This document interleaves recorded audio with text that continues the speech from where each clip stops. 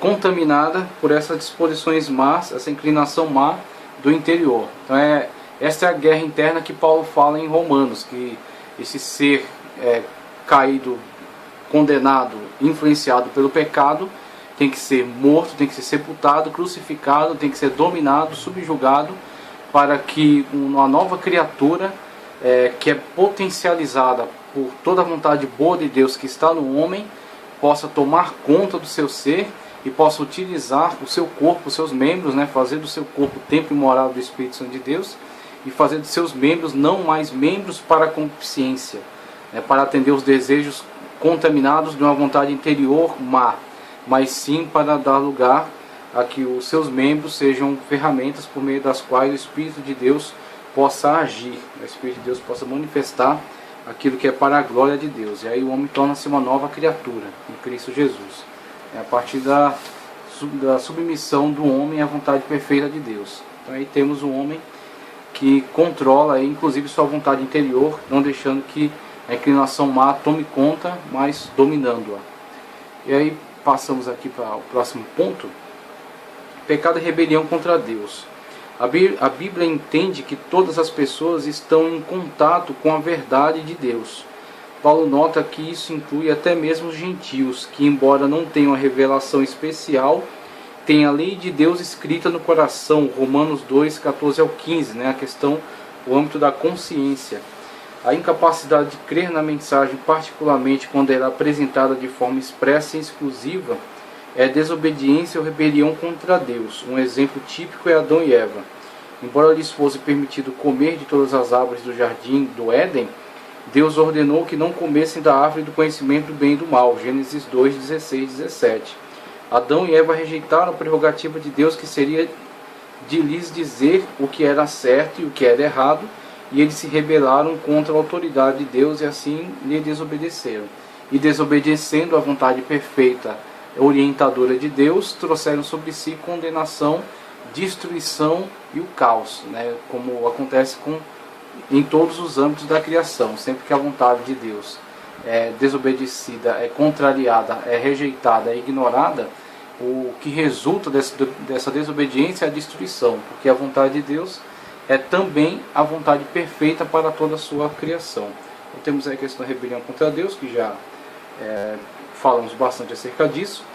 Pecado é transgressão, e aí transgressão, naquelas definições que trouxemos no grego e no hebraico, traz sempre o sentido de ultrapassar limites, ultrapassar barreiras, ultrapassar linhas limitadoras. Então existe uma linha limitadora da ação perfeita. A ação perfeita está circunscrita a estas orientações da parte de Deus, tanto no âmbito da consciência quanto no âmbito da revelação da sua palavra.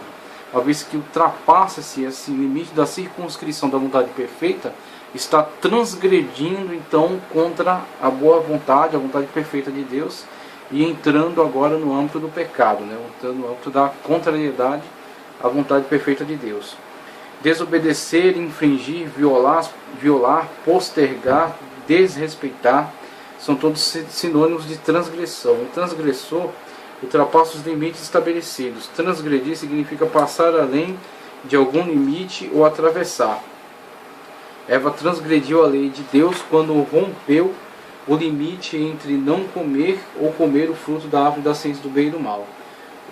O rei Uzias ultrapassou os limites da sua competência quando queimou perante o Senhor um incenso sagrado. O pecado é transgressão ou traspasso. Todos estamos familiarizados com linhas de fronteira. Deus colocou uma fronteira entre o certo e o errado. E aí vemos na sociedade atual, o que mais nós observamos nas atitudes tanto de indivíduos quanto de grupos, é essa proliferação de atitudes transgressoras. E essas atitudes transgressoras, anárquicas, são elementos daquilo que trouxe a destruição sobre impérios que se levantaram sobre a terra, prosperaram, se tornaram poderosos, mas que em determinado momento começaram uma deterioração desde a sua estrutura central a partir de transgressões. Então, muitas das vezes os antepassados colocaram limites a si mesmos, uma vez alcançado um conhecimento profundo acerca da natureza humana e sabendo que ela pode ser autodestruidora ou ela pode vir a ser construtora de algo importante, desde que coloque a si alguns limites. Então não vou infringir, não vou desobedecer essas regras, né? Não vou causar estes danos, não vou atentar contra estas ordenanças, né? Esses costumes, esses bons costumes. Então, uma vez que colocavam a si mesmos determinados limites, conseguiam prosperar e conseguiam confiança das pessoas, respeito delas, né? A fidelidade das pessoas àquela causa, porque aquela causa trazia algumas limitações, mas essas limitações eram boas, né? Eram úteis, eram verdadeiras para trazer progresso e conforto à grande maioria das pessoas. Então o que acontece? Quando essas sociedades com essas autolimitações impostas, né, para o bem de todos, prosperaram por quê? Porque pelo menos a maioria, não todos, mas pelo menos a maioria eram obedientes às regras, às leis estabelecidas, aos costumes dados, não os transgrediam. Então havia credibilidade, né? Havia crédito. Quando isso passa a ser manipulado, passa a ser ludibriado, né? Passam a haver diversas pessoas que burlam o sistema em benefício próprio, né? E as pessoas em volta começam a perceber que alguns obedecem, mas alguns desobedecem para benefício próprio, em detrimento do respeito, né, e do benefício a todos. Então generaliza-se essa questão de que não há mais por que obedecer às regras, não há mais por que obedecer aos costumes, não há mais por que ter respeito pelas instituições. Da generalização disso vem a destruição. Por quê? Entra a anarquia, ninguém obedece mais aos sistemas, ninguém obedece mais às regras, cada um busca o que é de interesse particular para si mesmo, o egoísmo prevalece, e aí, não tendo essa ação unificadora, né, não tendo esse elemento unificador na sociedade, vem a sua autodestruição. E aí uma outra sociedade que ainda está obedecendo a essas regras, não estão transgredindo essas regras, estão coesa, né, uma sociedade que está coesa, vem e se sobrepõe a ela.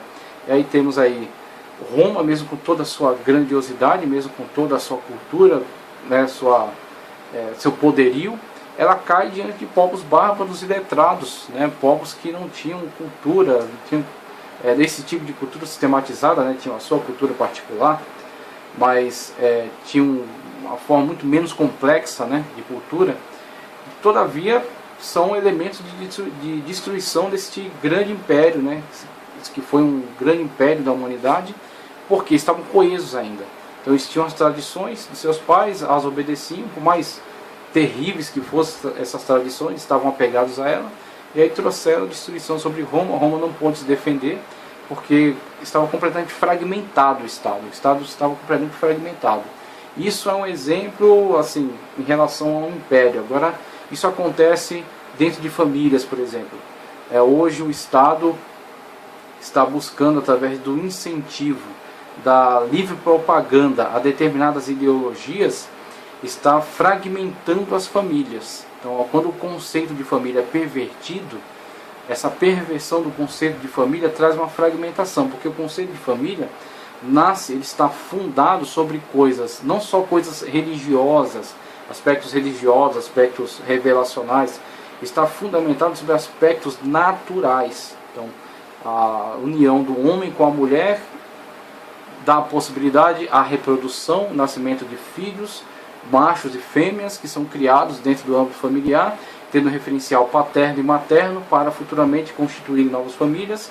Dessas novas famílias, o aglutinado dessas famílias constitui um clã, deste clã familiar, o crescimento disso, este clã, aquele clã podem unificar-se, formar um Estado, a partir de interesses comuns, autodefesa.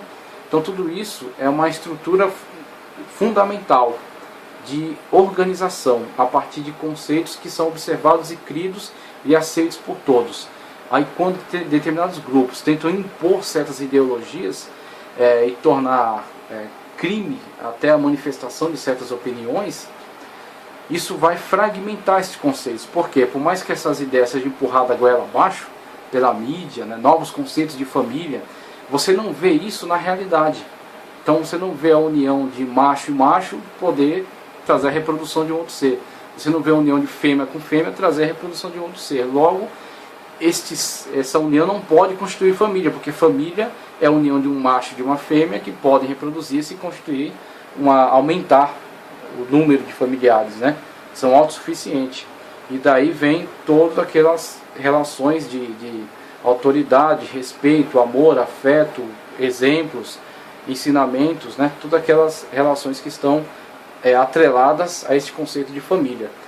Uma vez que esse conceito foi destruído e por algo que não está fundamentado em cima de fatos, em cima da realidade, na verdade esse elemento que podem até pregar como algo benéfico, podem até pregar, né, na mídia, colocar como algo honesto, algo justo, algo que tem que ser defendido porque é um bem, na verdade ele aproveita-se de certas demandas sociais, de alguns grupos, né, certas necessidades, certas até questões de fantasias sexuais, aproveita-se disso para dar pretexto à destruição, que era, na verdade, o objetivo primeiro era esse, está camuflado em cima de demandas sociais, mas o objetivo primeiro era a destruição daquele conceito de grupo familiar forte, coeso, unido, fundamentado em fatos reais, tá certo? Que é observado por todos, que é crido por todos,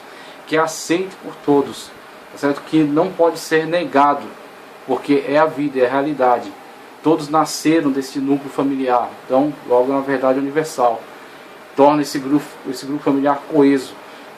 As questões de autoridade dos seus membros também é comprovada, certo? Então todos estão submissos a ela, podem ser formados dentro desse núcleo familiar, receber padrões morais corretos, tá certo? Ter sua personalidade, seu caráter formado através desses núcleos familiares.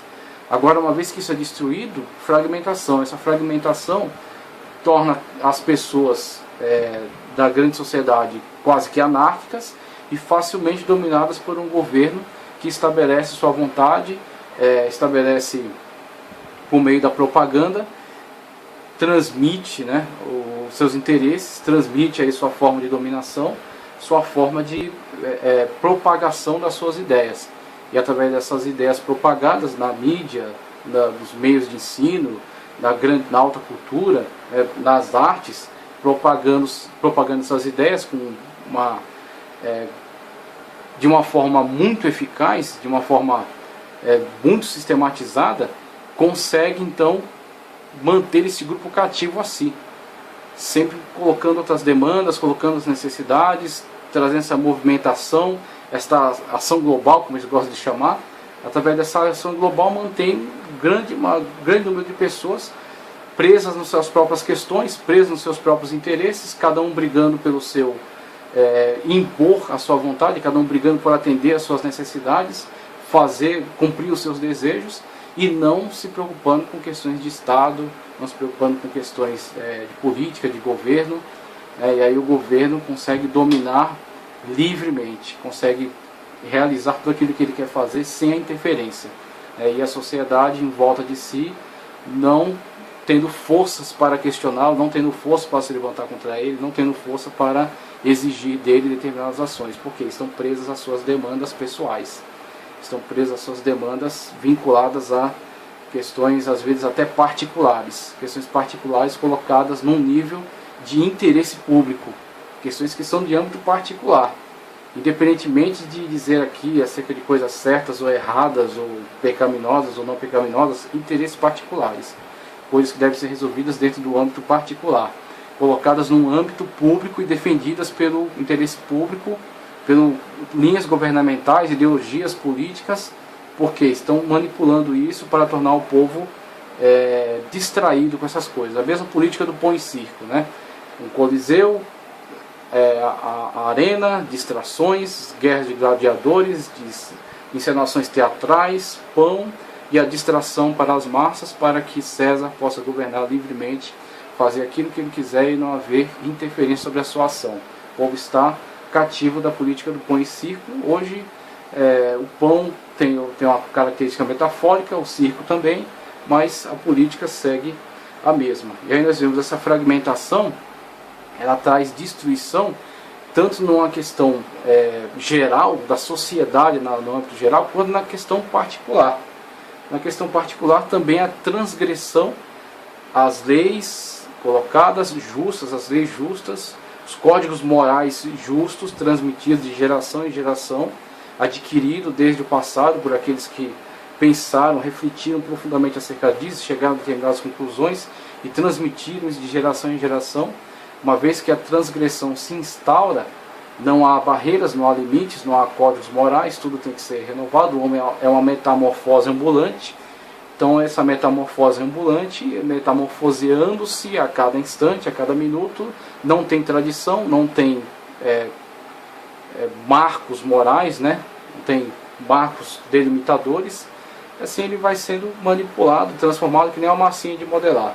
Conforme o interesse, ele vai sendo manipulado, transformado, alterado, conforme a novela que surgir, o filme que surgir, a propaganda que surgir, o novo comentarista político que aparecer, ele vai sendo remodelado e feito conforme o interesse das classes dominantes. Transgressão. Transgressão é o grande prejuízo para a pessoa que não sabe respeitar aquilo que é correto, de acordo com a sua consciência, de acordo com a vontade revelada de Deus. Uma vez que ele não sabe respeitar aquilo que é a vontade boa, perfeita e revelada de Deus, torna-se um transgressor, e o transgressor está sempre destruindo coisas que poderiam ser importantes para ele e para os demais. Esse é o mal adquirido aí pelo espírito do transgressor. Pecado é algo relacionado com a incapacidade espiritual. Pecado é algo relacionado com a incapacidade espiritual. O pecado altera a nossa condição interior, nosso caráter. Ao pecar, tornamo-nos como que deformados ou distorcidos. A imagem de Deus, segundo a qual fomos criados, fica prejudicada. No primeiro capítulo de Romanos, Paulo fala desse processo. Tendo se recusado a reconhecer Deus, os pecadores tornaram-se fúteis em seus pensamentos, e a mente insensata deles ficou obscurecida. Deus os entregou uma mente reprovável, na realidade uma mente não qualificada ou desqualificada, deixada ao seu critério. A mente humana não é adequada para informar corretamente e orientar nossa conduta. As consequências dessa incapacidade espiritual são os pecados alistados nos versículos 29 a 31. Somente por meio de uma renovação da mente, promovida por Deus, os indivíduos podem ser restaurados a uma condição espiritual não distorcida, saudável. Então temos aí a distorção espiritual, conforme já explicado, né? O afastamento, a rejeição à vontade perfeita de Deus traz sempre destruição. E o pecado é algo que pode distorcer, deformar de tal forma o homem, desfigurá-lo de tal forma que até fica difícil identificarmos a imagem e semelhança de Deus. O homem perde todas as suas qualidades. Todas as qualidades oriundas aí daquilo que herdou da parte de Deus por ser criado imagem e semelhança de Deus, né? Uma vez que ele afasta-se totalmente daquilo que é de acordo com a sua vontade. Pecado é o cumprimento incompleto dos padrões de Deus. Pecado é o cumprimento incompleto dos padrões de Deus. Um elemento comum que perpassa todas as caracterizações bíblicas do pecado é a ideia de que o pecador falhou no cumprimento da lei de Deus. Há várias maneiras pelas quais deixamos de atingir os padrões de justiça. Podemos simplesmente ficar alguém da norma estabelecida, ficar aquém da norma estabelecida, ou não fazer de modo nenhum o que Deus ordena ou espera. Saul deixou de seguir a ordem divina. Então, pecados por omissão e por comissão. Pecados por omissão e por comissão. Então temos aí a vontade revelada de Deus, temos a vontade declarada universalmente por meio da consciência. É a consciência que aprova ou reprova determinados atos. E temos a vontade específica revelada de Deus por meio da palavra. Então temos aí, sobre os que têm contato com a vontade de Deus revelada por meio da palavra, temos um privilégio maior e também uma responsabilidade maior, uma vez que ele conhece a vontade de Deus específica revelada por meio da sua palavra. E a partir daí, ele pode pecar contra ela por omissão ou por comissão. Omissão é aquilo que Tiago fala, aquele que sabe fazer o bem e não faz, comete pecado. Pecado por omissão. E pecado por comissão é aquele que deliberadamente transgride, né? Peca contra Deus, atentando contra a sua vontade revelada, a sua vontade perfeita, sua santidade. Né? Cada ato de pecado é uma agressão contra a santidade de Deus. Pecado é substituir Deus. Pecado é substituir Deus, é a idolatria, né? Quando o homem substitui Deus por qualquer outra coisa, ele peca. Preferir qualquer objeto finito acima de Deus é errado.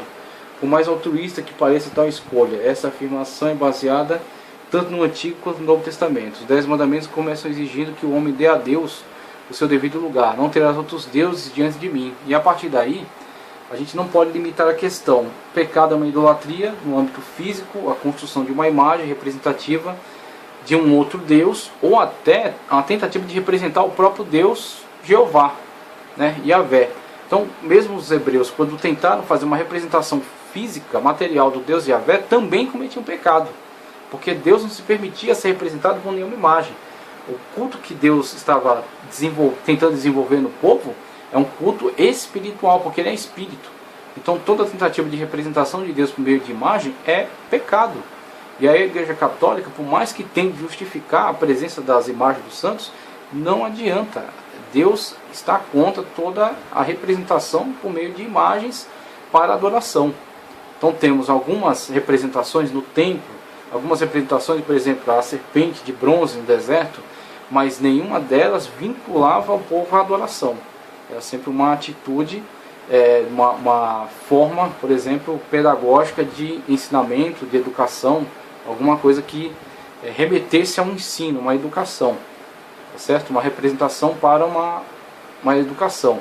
Mas quando chegávamos no âmbito da adoração, sempre era uma adoração voltada para o âmbito espiritual, não perante qualquer representação.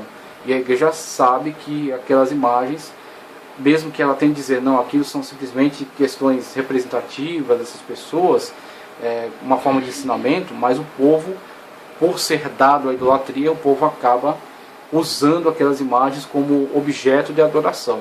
E a igreja deveria livrar-se dessa pena, livrar-se dessa culpa, tá certo? Não teria nenhum prejuízo em livrar-se dessas representações físicas desses santos aí, conforme eles falam, né, chamam de santos, mas na verdade são um convite à idolatria. Então temos a idolatria nesse aspecto, nessa representação por imagens físicas, e temos a idolatria no sentido da substituição do lugar que só pertence a Deus.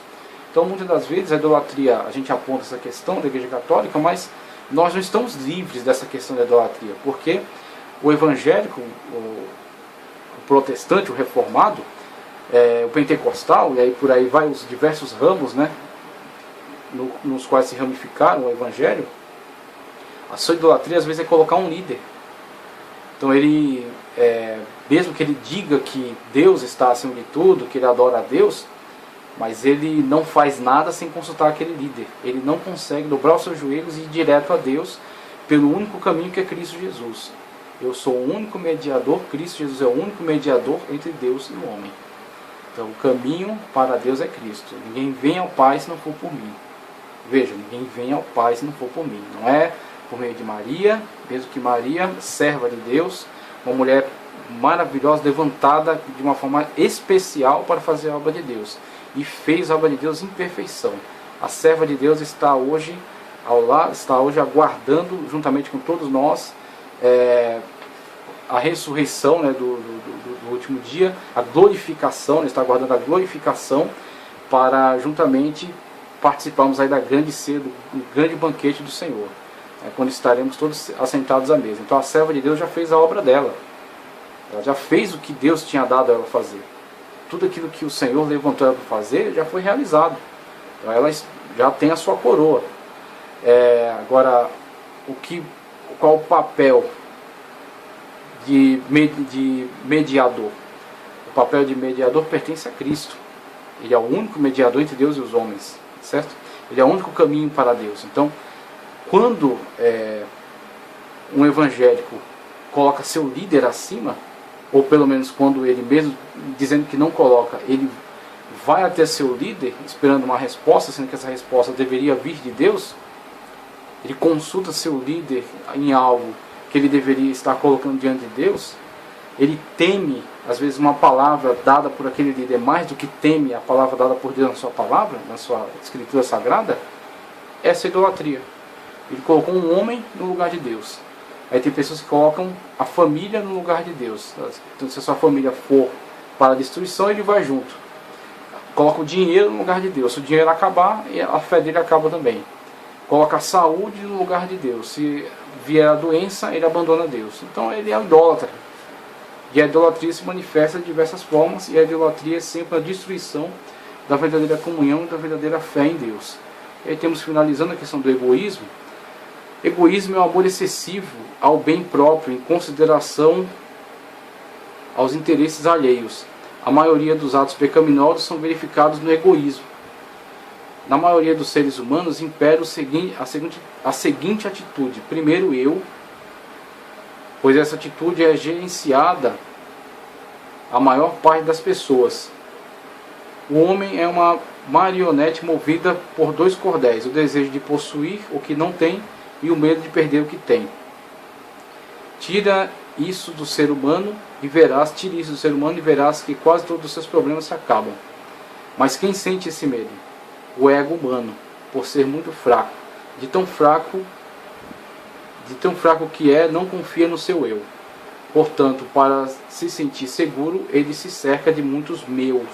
Então ele adquire muito para tentar satisfazer este ego, que ele diz aqui um ego fraco, movido pelo desejo de adquirir e o medo de perder. O desejo de possuir tudo que os outros têm por parte dos adolescentes a respeito do custo ou da condição financeira da família, a despeito do custo da condição financeira da família, é aquele desafio ao direito do motorista a atravessar uma rua. É aquela falta que consiste em não trabalhar honestamente para ganhar um salário normal diário. É aquela maneira de viver um nível superior às próprias posses, o que resulta em dívidas desnecessárias. É aquela disposição de cantar todos os solos do coro, ou não participar de nada. Ou seja, ele quer concentrar tudo para si, quer colocar a sua imagem acima de todas as coisas, né?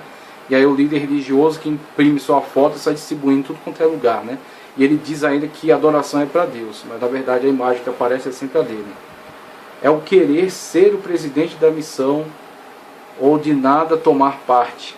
É exigir o direito de escolher a cor da parede ou não contribuir com a pintura. É a disposição para assassinar a pessoa amada quando não se sente amado. Se não for minha, também não será dele. Isso aí se repete cotidianamente, né? O tal do egoísmo tem destruído a sociedade. É a luta pela posse do objeto sem se importar com as consequências sofridas pelos outros. É o sentimento de autoindulgência e autogratificação. Elimine o egoísmo dessa vida e o pecado diminuirá drasticamente. Elimine o egoísmo da vida do lar e haverá muito menos atritos e mágoas. Elimine-se o egoísmo da comunidade e haverá notícias diferentes na imprensa diária. O egoísmo é a causa de muitos crimes e pecados. Tiago 1, 14, 15. É por meio dele que guerras, contendas, violência e muita miséria há no mundo. Então temos o egoísmo, uma das manifestações do pecado, e a fonte, certamente a fonte de muita destruição na sociedade. A sociedade egocêntrica, cada um lutando por si. E aí temos que declarar isso aqui, ao meu entender, ao meu ver. Claro, não sou dono da verdade absoluta e nem pretendo, mas ao meu ver, não que ela tenha criado isso, não que o darwinismo social seja autor disso, isso aí já existia há muito tempo antes dele, mas ele é um potencializador dessa manifestação egoística na sociedade tremendo. Temos aí o darwinismo social, a filosofia de Nietzsche, de Friedrich Nietzsche, com a ideia do super-homem, a ideia do anticristo. Então, infelizmente, existe algo muito importante, muito brilhante nessa capacidade desse filósofo, certamente, mas que existe um elemento maligno, destruidor, também existe. Também existe. Essa questão de colocar os padrões morais da sociedade como formas de deter a vontade dos fortes, de deter a ação dos fortes, esse desejo de poder, conforme ele coloca na sua filosofia, é certamente um potencializador do egocentrismo presente na humanidade. Ele já estava presente, mas ele busca ferramentas por meio dos quais manifestar todo o seu poder, manifestar toda a sua malignidade, todo o seu sentimento destrutivo, quando procura acumular tudo em torno desse eu, privando todos os outros, tá certo? E para satisfazer o seu desejo, não encontrando limites. Aí entra o egocentrismo, e para satisfazer o seu desejo, ele transgride, tá certo? Então temos uma ligação clara entre todas essas manifestações, tá ok? Aí temos a questão